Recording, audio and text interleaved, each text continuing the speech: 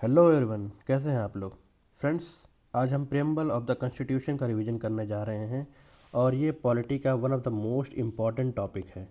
यहाँ से एग्ज़ाम में आपको 1 से 2 क्वेश्चन में देखने को ज़रूर मिलते हैं। एमसीक्यू टाइप क्वेश्चन 1 से 2 एग्ज़ाम में ज़रूर आते हैं इस टॉपिक से, प्रेम्बल ऑफ द कॉन्स्टिट्यूशन से। तो इसमें आखिर एग्जामिनर आपसे क्वेश्चन पूछता कैसे कैसे है। तो एग्जामिनर इसमें आपसे 4-5 तरीके से क्वेश्चन पूछता है। उन सभी एरियाज़ को आपको ध्यान में रखना होता है। पहला कि ये आपसे पूछेगा क्या प्रेम्बल आपका कॉन्स्टिट्यूशन का पार्ट है, इस preamble a part of the constitution. और सेकंड आपसे पूछेगा ये क्या प्रेम्बल का अमेंडमेंट किया जा सकता है। तो अमेंडमेंट अगर किया जा सकता है तो कौन कौन से तरीके से किया जा सकता है, ये आपसे पूछता है। और थर्ड इसमें आपसे पूछेगा जो प्रेम्बल में वर्ड्स इंक्लूड करे गए हैं उनका मीनिंग आपसे पूछ लेता है, सारे वर्ड्स का ही मीनिंग पूछ लेता है। और चौथा ही आपसे पूछता है कि प्रेम्बल में जो वर्ड्स इंक्लूड किए गए हैं वो कौन कौन से कॉन्स्टिट्यूशन से लिए गए हैं, मतलब कि कौन कौन से देश से लिए गए हैं। जैसे कि क्या वो फ्रेंच रेवोल्यूशन से एस्पिरेशन उसने ली है, क्या उसने रशियन रेवोल्यूशन से एस्पिरेशन ली है, ये आपसे पूछता है। और इसमें लास्ट चीज़ आपसे वो पूछता है वो कि आपका जो प्रेम्बल है वो हिस्ट्री में आखिर कितनी बार अमेंड किया गया है, कितनी बार अमेंड किया गया है, ये आपसे पूछता है। और अमेंड करने के बाद वो कौन कौन से वर्ड जो थे वो आपके प्रेम्बल में इंक्लूड करे गए थे, ये आपसे पूछता है। तो ये 4-5 एरियाज थी जहाँ से अगर आप टॉपिक कवर कर लेते हैं तो आपका क्वेश्चन गलत नहीं होते हैं। तो इसी को मैं लेके आया हूँ, बहुत शॉर्ट और क्रिस्प वीडियो होगी, आपका रिवीजन ढंग से हो जाएगा। तो आइए स्टार्ट करते हैं। तो पहले तो आपको पता होना चाहिए कि प्रेम्बल आखिर कहते हैं किसको है। प्रेम्बल, प्रस्तावना, it is known as preface of the constitution. जैसे कि एक बुक का फ्रंट पेज होता है, प्रीफेस होता है, जिसमें कि उस किताब के बारे में सारी जानकारी दी गई होती है, उसी प्रकार होता है आपका प्रेम्बल। ये भी आपका कॉन्स्टिट्यूशन का एक प्रीफेस के पेज के तरीके से कह सकते हैं आप। It is also known as summary of the constitution. एक बुक की जैसे समरी आप जनरेट करते हैं चैट जीपीटी से या फिर किसी चीज़ से, उसी प्रकार से आप समझ सकते हैं कि कॉन्स्टिट्यूशन की आपकी जो समरी होती है उसे प्रियम्बल कहा जाता है। तो ये 2 चीज़ें थी, it is also known as preface and also known as summary of the constitution. N.A. Palkhivala एक इम्पॉर्टेंट हिस्टोरियन थे।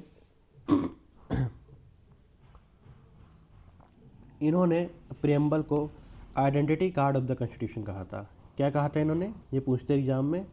N.A. पालकीवाला जी ने आपको प्रियम्बल को identity card of the constitution कहा था। तो आपका जो प्रियम्बल है वो पंडित नेहरू के ऑब्जेक्टिव रेजोल्यूशन पे बेस्ड है। जो उन्होंने उस समय संविधान सभा थी उसमें ऑब्जेक्टिव रेवोल्यूशन जो लाया था उसके बेस पर आपका ये प्रियम्बल है। आपका जो प्रियम्बल है वो इतिहास में सिर्फ एक बार अमेंड किया गया है। कितनी बार अमेंड किया गया है फ्रेंड्स, तो आपको याद रखना है, सिर्फ एक ही बार अमेंड किया गया था। वो था 42nd कॉन्स्टिट्यूशन अमेंडमेंट एक्ट 1976।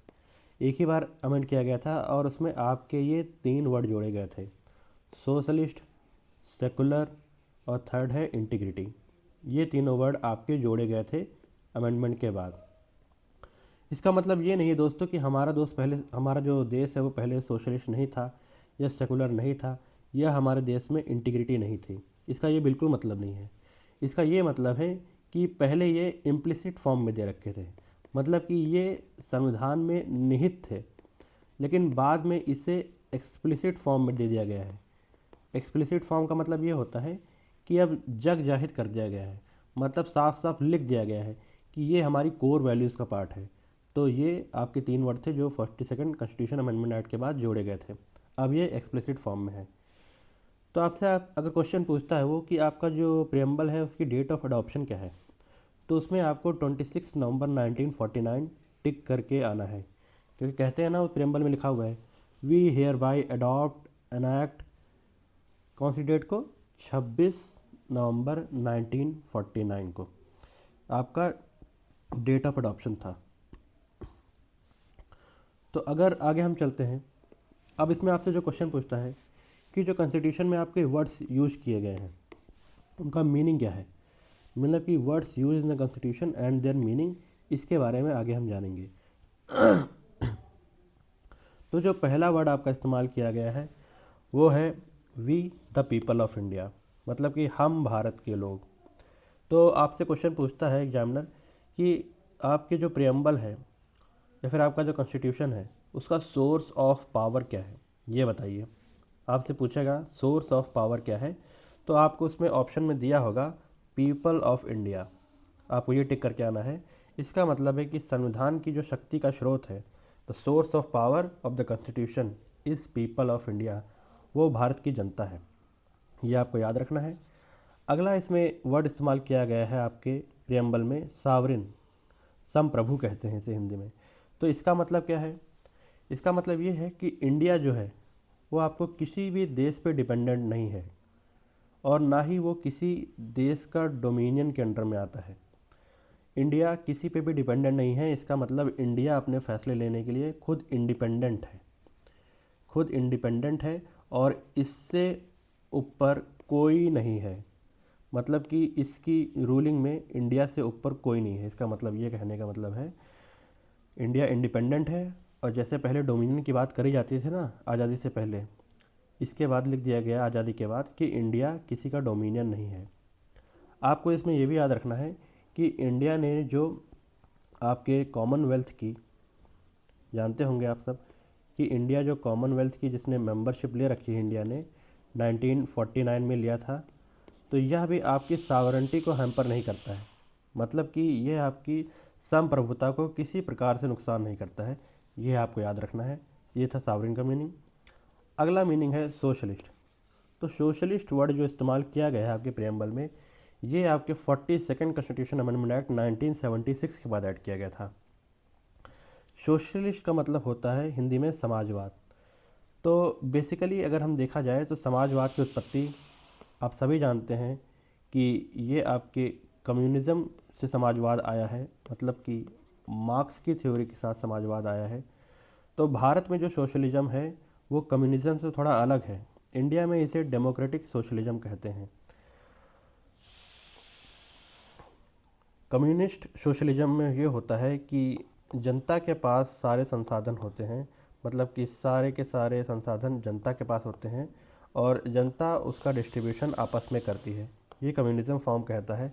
लेकिन डेमोक्रेटिक सोशलिज्म फॉर्म में ये होता है कि स्टेट के पास पावर होती है और स्टेट उसे कोशिश करता है अपने सारे जो जनता है उस पर बराबर डिस्ट्रीब्यूट करने का। इसे डेमोक्रेटिक फॉर्म ऑफ सोशलिज्म कहते हैं और ये इंडिया में अडॉप्ट किया गया है। तो इसी का आपका जीता जागता उदाहरण है कि इंडिया एक मिक्स्ड इकोनॉमी है। दो आपकी इकोनॉमीज़ और होती हैं। पहली है कैपिटलिस्टिक फॉर्म ऑफ इकोनॉमी, पूंजीवाद, और दूसरी है आपकी socialistic form of economy. Capitalistic form of economy में आपका ये होता है कि प्राइवेट सेक्टर डोमिनेट करता है और सोशलिस्टिक फॉर्म ऑफ इकोनॉमी में आपका जो गवर्नमेंट के सेक्टर्स होते हैं उसके पास सारी फैक्ट्रीज़ की पावर होती है। कैपिटलिस्टिक में प्राइवेट सेक्टर डोमिनेट करता है, मतलब प्राइवेट सेक्टर के पास सारी पावर होती है फैक्ट्रीज़ की, और सोशलिस्टिक फॉर्म में आपकी सरकार के पास सारी पावर होती है। तो इंडिया ने इसका एक बीच का रास्ता निकाला। इंडिया ने मिक्स्ड फॉर्म ऑफ इकोनॉमी चुना। इसका मतलब कि इंडिया में कैपिटलिस्टिक फॉर्म ऑफ इकोनॉमी भी है और सोशलिस्टिक फॉर्म ऑफ इकोनॉमी भी है, राज्य का अधिकार भी है और प्राइवेट सेक्टर का भी अधिकार है। तो ये हमारे ब्रांड खुद का मतलब चुना गया था, जो कि आपका निकल के आया है डेमोक्रेटिक सोशलिज्म से। तो डेमोक्रेटिक सोशलिज्म का एक एग्जांपल है कि इंडिया एक मिक्स्ड इकोनॉमी है। ये आपको याद रखना है। अगला इसमें पूछता है कि जो वर्ड सेकुलर है जो प्रियम्बल में इस्तेमाल किया गया है उसका मीनिंग क्या है और क्या वो अमेंडमेंट के बाद जोड़ा गया था। तो आपको याद रखना है कि ये 42nd कॉन्स्टिट्यूशन अमेंडमेंट एक्ट 1976 के बाद सेकुलर वर्ड भारत में जोड़ा गया प्रियम्बल में। तो इसका मतलब ये नहीं है दोस्तों कि हम लोग पहले सेकुलर नहीं थे। सेकुलर का मतलब इसमें यह है कि वो पहले इम्प्लिसिट फॉर्म में था कॉन्स्टिट्यूशन में आपके, बाद में इसे एक्सप्लिसिट फॉर्म में लिख दिया गया। मतलब कि जग जाहिर कर दिया गया कि हाँ हम लोग एक सेकुलर देश हैं। तो ये था सेकुलर जो ऐड किया गया था। और इसका मतलब क्या होता है फ्रेंड्स? इसका मतलब होता है कि in the eyes of the state every religion in India is equal and have same status. मतलब कि राज्य की नज़रों में भारत में जितने भी धर्म हैं वो सभी एक समान हैं और सरकार अगर कोई नीति बनाती है तो वो कोशिश करेगी कि वो सभी धर्मों को एक समान फ़ायदा उठाए, मतलब कि सारे धर्मों को एक समान फ़ायदा दे वो। तो इसे कहते हैं positive concept of secularism. Exam में पूछता है कि इंडिया में नेगेटिव फॉर्म ऑफ सेकुलरिज्म है या पॉजिटिव फॉर्म, तो आपको पॉजिटिव फॉर्म टिक करके आना है। तो ये था सेकुलरिज्म, जिसे 42nd कॉन्स्टिट्यूशन अमेंडमेंट एक्ट 1976 के बाद आपके संविधान में जोड़ा गया था। तो अगला अगर हम देखते हैं, इसमें एक वर्ड और इस्तेमाल किया गया है प्रियम्बल में आपके, डेमोक्रेटिक। डेमोक्रेटिक आखिर मतलब क्या होता है? Based on the doctrine of the people. कौन सी डॉक्ट्रिन पे आपके ये निर्धारित है? तो यह डॉक्ट्रिन ऑफ पीपल सॉवरेंटी के ऊपर निर्धारित है, मतलब कि लोगों की आज़ादी के ऊपर निर्धारित है। मतलब लोग जो करना चाहें उसके लिए वो आज़ाद हैं, कोई रोक टोक उनको नहीं है। That is possession of supreme power of the people. लोगों को पूर्ण आज़ादी है कि वह जिस प्रकार से जो भी करना चाहें, उनको पूरी आज़ादी है। लेकिन आपको याद रखना है कि इसमें कुछ कंडीशंस भी हैं। कंडीशंस ये है कि आप दूसरों की प्राइवेसी का हनन नहीं कर सकते हैं, ये कंडीशन है। बाकी आप हर चीज़ करने के लिए आज़ाद हैं। ये डेमोक्रेटिक का मीनिंग था जो प्रेम्बल में दिया गया था। इसमें आपको अगर इंडिया के बारे में जानना है, दैट इट इज इंडिया में अगर आप, तो इसमें आपको जानना है कि जो डेमोक्रेटिक है वो इंडिया में एक ब्रॉडर सेंस में इस्तेमाल किया गया है। इसका मतलब है कि ये सिर्फ आपका पॉलिटिकल डेमोक्रेसी के बारे में बात नहीं करता है, बल्कि सोशल एंड इकोनॉमिक डेमोक्रेसी के बारे में भी बात करता है। मतलब कि सामाजिक और आर्थिक आपको जो आज़ादी है वो भी इंडिया में दी गई है, महज पॉलिटिकल डेमोक्रेसी नहीं दी गई है। तो ये आपको याद रखना है कि इंडिया का डेमोक्रेटिक फॉर्म थोड़ा डिफरेंट है, जो कि हमने प्रियम्बल में ऐड किया था। अगला प्रियम्बल में एक वर्ड इस्तेमाल होता है, Republic, one of the most important word, जिसके बारे में आपसे पूछा जाता है। कुछ राज्य आपके ऐसे हैं जहाँ पर हेड ऑफ द स्टेट राजा होते हैं, मतलब कि वंशानुगत होते हैं, इस प्रकार की राजा का बेटा ही राजा बनेगा। लेकिन इंडिया में Republic form of the constitution है। इसका मतलब है कि भारत के जो हेड ऑफ स्टेट होंगे उनका चुनाव होगा, वह हमेशा चुने जाएंगे और एक फिक्स टेन्योर के लिए चुने जाएंगे। आपके जो हेड ऑफ स्टेट होते हैं वो प्रेसिडेंट होते हैं और उनका चुनाव अगले 5 साल के लिए किया जाता है। तो इसका मतलब है कि भारत में वो सिस्टम नहीं है कि राजा का बेटा ही राजा होगा। कोई आम नागरिक भी अगर भारत का चाहेगा तो वह उठ के हेड ऑफ स्टेट बन सकता है। इसी को रिपब्लिक फॉर्म ऑफ गवर्नमेंट कहते हैं। तो ये आपका प्रियम्बल में निहित था। अगला वर्ड जो आपका इस्तेमाल किया गया है प्रियम्बल में वो है जस्टिस।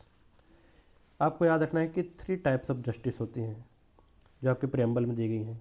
पूछता है आपसे एग्जामिनर कि जो जस्टिस दे रखा है प्रियम्बल में वो कितने प्रकार से दे रखा है, 3 प्रकार से, 4, 2 या 5, ऐसे आपको ऑप्शन दे देगा। तो आपको पता होना चाहिए कि प्रियम्बल में आपके 3 फॉर्म ऑफ जस्टिस की बात करी गई है।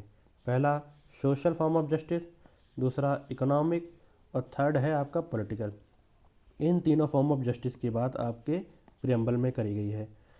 यही आप देखते हैं, जस्टिस का मतलब होता है कि न्याय। न्याय आपको देखते हैं, अगर आप हमारे संविधान में भी निहित है, जैसे कि आपको फंडामेंटल राइट के थ्रू और डीपीएसपी के थ्रू आपको न्याय दिलाने की बात संविधान ने करी है। कॉन्स्टिट्यूशन ने आपको न्याय दिलाने के बाद फंडामेंटल राइट्स और डीपीएसपी में भी करी है। ठीक है फ्रेंड्स।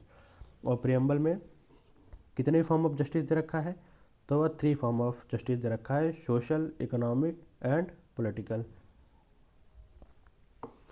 अगला इसमें लिबर्टी की बात करता है। प्रियम्बल में एक वर्ड है लिबर्टी। लिबर्टी का मतलब ये होता है एब्सेंस ऑफ रिस्ट्रेंट, मतलब कि रुकावटें किसी के जीवन में ना हो।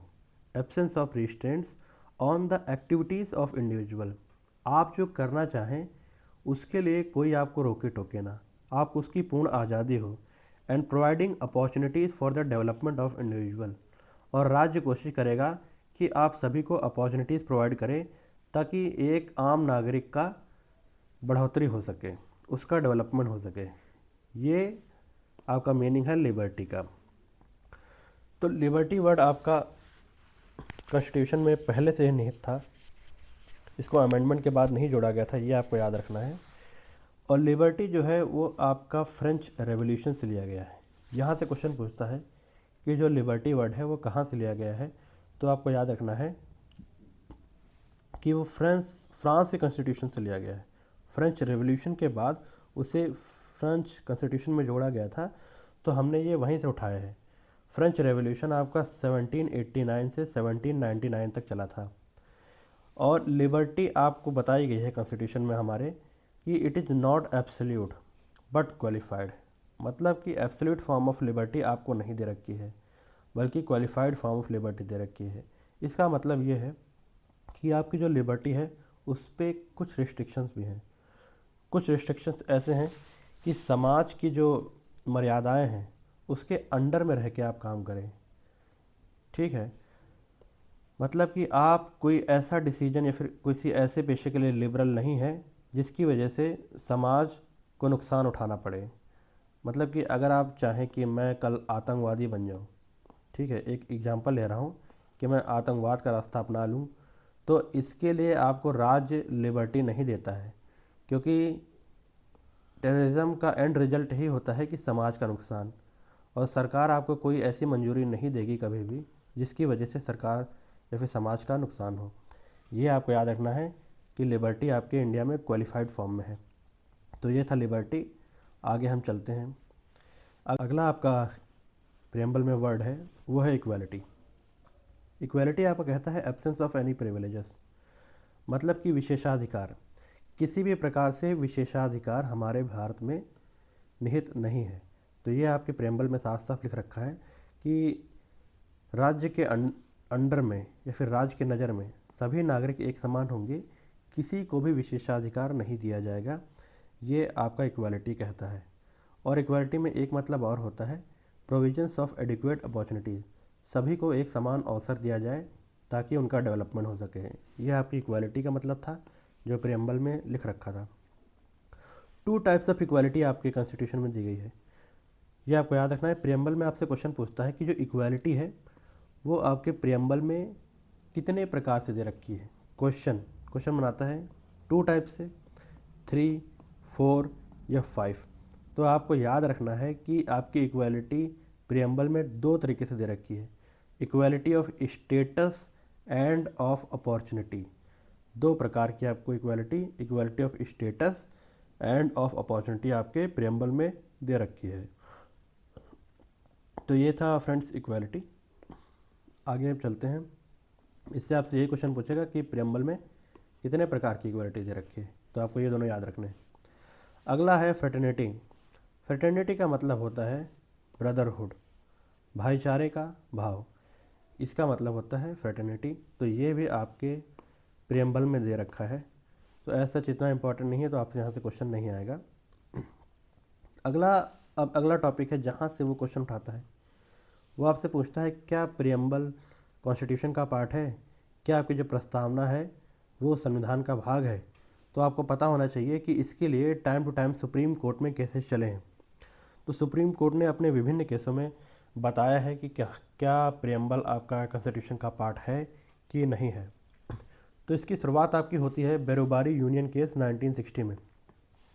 1960 का जो बेरोबारी यूनियन केस था उसमें आपका सुप्रीम कोर्ट ने कहा था दो preamble reflects the mind of the constitution, चूँकि प्रेम्बल आपका जो संविधान निर्माता हैं उनके दिमाग में जो चीज़ें चल रही थी उसको उन्होंने प्रेम्बल में डाला, लेकिन but it is not the part of the constitution, लेकिन यह संविधान का भाग नहीं है। तो आपके बेरोबारी यूनियन केस में साफ साफ बोल दिया गया था that preamble is not the part of the constitution, preamble आपके संविधान का भाग नहीं है। ये आपको याद कर लेना है, बिल्कुल बसा लो दिमाग में कि बेरोबारी यूनियन केस में कहा गया था कि आपका प्रेम्बल कॉन्स्टिट्यूशन का पार्ट नहीं है। तो आगे अब थोड़ा तारीख और बढ़ती है और साल आता है 1973। तो आपके 1973 में लैंडमार्क जजमेंट एक है केशवानंद भारती केस। केशवानंद भारती केस ने बोला कि हमारा जो पहले का ओपिनियन था कि आपका जो प्रेम्बल है वो संविधान का भाग नहीं है, उसको हम चेंज करते हैं। और केशवानंद भारती में सुप्रीम कोर्ट ने कहा that preamble is a part of the constitution, preamble आपके कॉन्स्टिट्यूशन का पार्ट है। यह आपके बेरोबारी यूनियन केस के बाद केशवानंद भारती केस आया था, उसमें सुप्रीम कोर्ट ने कहा था कि प्रेम्बल आपके कॉन्स्टिट्यूशन का पार्ट है। तो ये दोनों हो गए। अगला थर्ड केस है LIC केस 1995। LIC केस 1995 में भी सुप्रीम कोर्ट ने वही बात दोहराई कि हाँ, preamble is a part of the constitution. तो ये 3 केसेस है जहाँ से क्वेश्चन पूछा जाता है प्रियम्बल में। तो ये तीनों आपको याद रखना है कि किसमें क्या चीज़ें कही गई हैं। अगला एक नोट है, इस नोट को आपको ध्यान से देखना है क्योंकि यहाँ से भी क्वेश्चन बनता है।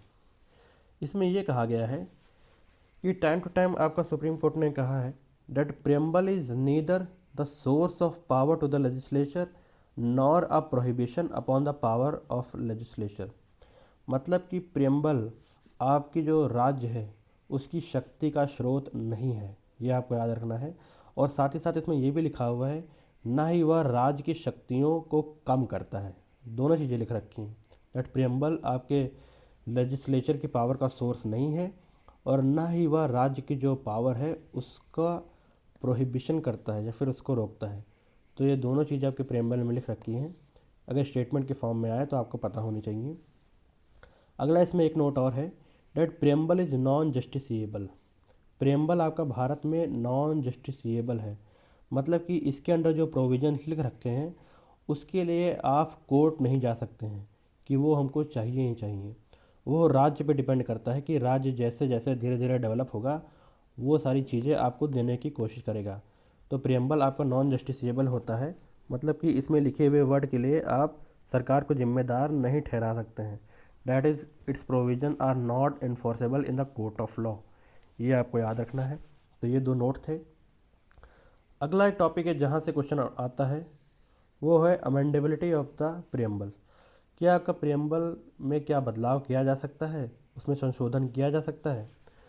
तो इसके बारे में 1973 में केशवानंद भारती केस जो हुआ था उसमें सुप्रीम कोर्ट ने कहा था कि प्रियम्बल कैन बी अमेंडेड, कि हाँ जो आपका प्रियम्बल है, आपकी जो प्रस्तावना है उसमें बदलाव किए जा सकते हैं, उसमें संशोधन किए जा सकते हैं। लेकिन साथ ही साथ उसने ये भी बताया कि जो आपके संविधान में बेसिक स्ट्रक्चर की बात करी गई है, अगर कुछ बेसिक वर्ड आपके प्रियम्बल में ऐड कर दिए गए हैं जैसे कि सेकुलर, इंटीग्रिटी, फ्रेटर्निटी, ये सभी वर्ड जैसे कि हैं ये basic structure of the form की बात करते हैं। तो इसमें चाह कर भी संसद बदलाव नहीं कर सकती है, मतलब कि बेसिक स्ट्रक्चर में बदलाव आपके नहीं किया जा सकता है। ऐसा केशवानंद भारती केस में आपको सुप्रीम कोर्ट ने कहा था। तो ये आपको याद रखना है कि अमेंडेबिलिटी ऑफ द कॉन्स्टिट्यूशन में कि आपका जो प्रियम्बल वो अमेंड किया जा सकता है लेकिन उसके बेसिक फीचर्स को अमेंड नहीं किया जा सकता है। ये केशवानंद भारती केस में कहा गया था। तो ये कुछ एरियाज़ थे जहाँ से प्रियम्बल में क्वेश्चन आपके एग्ज़ाम में आते हैं। अगर आपको ये सारी चीज़ें पता होंगी तो इससे बाहर मैं आपको गारंटी देता हूँ कि देखने की आपको ज़रूरत नहीं पड़ेगी। इन्हीं सबसे घूम फिरा के आपसे क्वेश्चन में पूछता है, बस लैंग्वेज बदल जाती है, लेकिन अगर आपको मीनिंग पता है तो आप क्वेश्चन आराम से डील कर ले जाएंगे। तो इससे आपके 1 से 2 क्वेश्चन आराम से कवर हो जाएंगे। बस इस टॉपिक को एक बार फिर से रिवाइज कर लीजिएगा। वीडियो अगर नहीं समझ आएगी तो फिर से एक बार देख लीजिएगा, आपको समझ आ जाएगी। तो फ्रेंड्स ये था कुछ प्रियम्बल के बारे में, और मैंने इससे पहले 2 वीडियोस और आपकी रिवीजन के लिए डाली गई हैं तो वो भी आप देख सकते हैं। बाकी अगर आपको वीडियो अच्छी लगी हो तो इसे लाइक कीजिए और चैनल पर नए हैं तो इसके सब्सक्राइब कीजिए और अपने दोस्तों के साथ ज़रूर शेयर कीजिए। मिलते हैं किसी और नेक्स्ट वीडियो में एक इम्पॉर्टेंट टॉपिक के साथ ताकि आपके कॉन्सेप्ट में और क्लियरिटी आ जाए। Thanks for watching. मिलते हैं नेक्स्ट वीडियो में।